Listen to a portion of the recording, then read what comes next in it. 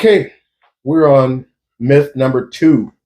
In the last video, we dealt with myth 1, which was the behavioral expression of anger is fixed and cannot be changed, meaning that you could not change how you act out after you become angry. This myth 2 is anger automatically leads to aggression. And again, this is a myth.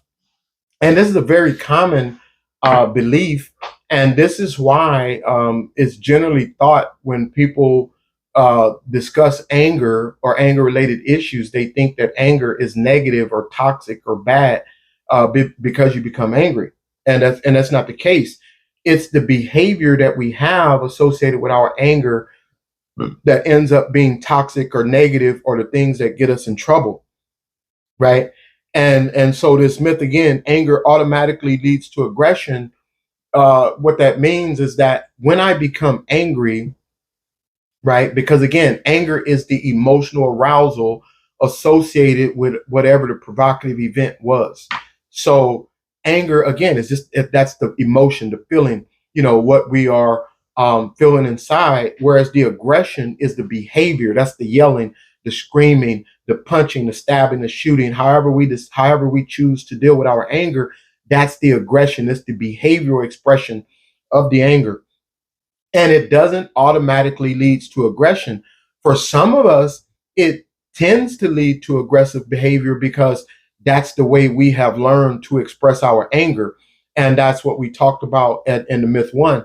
So if I've learned to express my anger aggressively, yes, I tend to go to that. We go for what we know. We go to what's second nature for us. We go to what's in our toolbox. And if I have become accustomed to dealing with my anger in a very negative and aggressive manner, then that's what I do. But it is not automatic, and it is not inherently the way that anger is dealt with. Like, just because you become angry doesn't mean that you're automatically going to become aggressive. But if that's the only thing that I've learned, if that's the only way that I've learned to deal with my anger, then it's highly likely that I will become aggressive. Not because it necessarily had to be that way, but because that's all I've learned. So I can learn other ways to deal with my anger so that it does not become aggressive. And also we don't want to be passive, right? And we'll talk about that, passive aggressive, and all these things in future videos. We'll get into all of those. So just because you become angry, you do not have to be aggressive.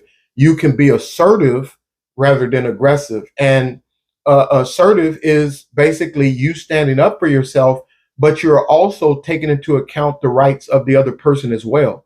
Whereas aggression, you're pretty much just thinking about yourself, and you basically feeling that you're going to get your way no matter what. You could give a care less about what the other person is going through.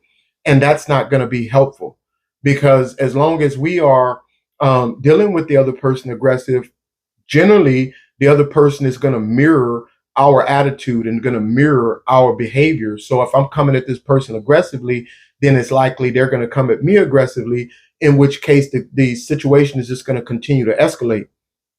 Now, if I get angry about a situation, and let's say if I'm extremely angry, right, I'm very aroused, then it's a good idea to sit back, wait a minute, give myself a chance to cool off and think before I react to the situation. That's one of the biggest issues with us, those of us that have issues with our anger, is that we tend to react to the situation immediately and don't take time to reason through the situation and think of what would be a best course of action.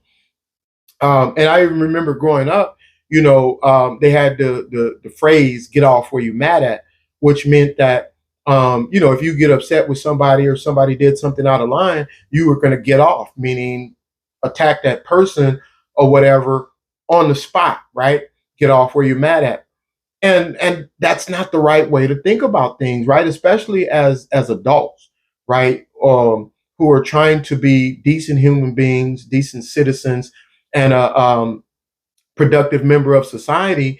That's not going to serve us well. Those are things that are going to continue to send us to jails and prison and ruin relationships and all these other things, right? So we want to find more healthy and productive ways to address our anger. And that's what we're here for now. So again, this myth two, anger automatically leads to aggression, is a myth. It means that it's something that is not true. But again, the thing about myths is that myths are things that are commonly believed to be true. A large percentage of the population believe these things to be true, and they're believed by so many people that they're taken for granted. It's just taken for granted that this is true, even though it's not. So again, anger does not automatically lead to aggression. It may lead to aggression if that's the way that I've been accustomed to dealing with my anger, but it does not have to lead to aggression. And me having this understanding that my anger does not have to automatically lead me to aggression is one way that I can prevent myself from getting in trouble.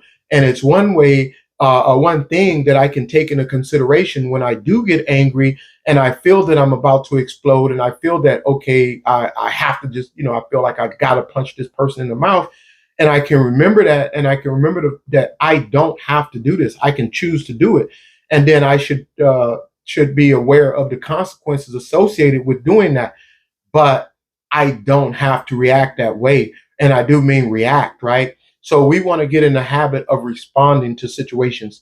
And again, we will get to that in future videos. So again, anger does not automatically lead to aggression. If you've been able to get some benefit from this video, please like and subscribe. Subscribe to the channel and like the video, possibly share it with friends.